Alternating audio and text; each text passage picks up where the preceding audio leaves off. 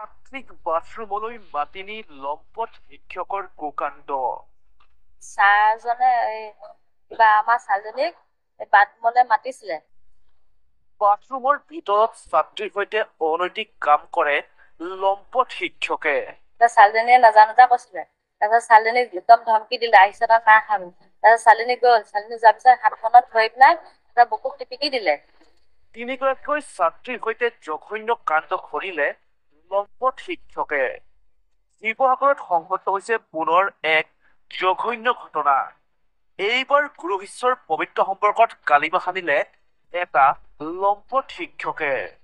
ঘটনাটো জানিব পৰা অনুসৰি এইটো লম্পট শিক্ষক উজ্জ্বল তাৰিখে ষষ্ঠ শ্ৰেণীৰ তিনিগৰাকীকৈ ছাত্ৰীক বাথৰুমৰ ভিতৰলৈ মাতি নি কুকাণ্ড কৰাৰ ভয়ংকৰ অভিযোগ উত্থাপন কৰিছে তিনিগৰাকীকৈ ষষ্ঠ শ্ৰেণীৰ ছাত্ৰীয়ে।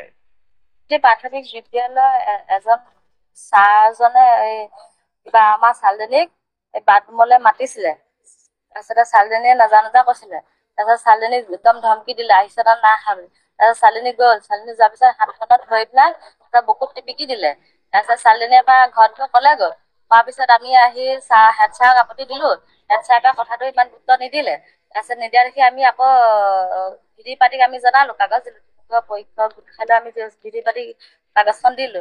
ভিডি পাতিয়ে বিচাৰ পোছা কৰি পেলাই ক'লে যে এই ছাৰজন এতিয়া বোলে সদস্যত ধৰিলে বোলে। তেতিয়া হ'লে বোলে মানুহজনী এনেকে বোলে মেডিকেলত পৰি আছে বোলে। তেতিয়াহ'লে আপোনালোকে কিবা এটা কওক বোলে, মিট মাত কয় নে কি কয় কওক, সেনেকে বুলি ক'লে। তাৰপিছতে মিট মাত আমি বোলো নকওঁ, মিট মাত আমি কেলে এজনী ছোৱালী আমি বিকিব নোৱাৰো, সন্মান বিকিব নোৱাৰো, আমি ছোৱালীজনী ঘূৰাই নাপাওঁ, আমাৰ ছোৱালী এনেকে কেলে কৰিলে ছাৰজনে। এজনী নহয় কেইবাকেইজনী ছোৱালী এনেকুৱা কেলে কৰিলে।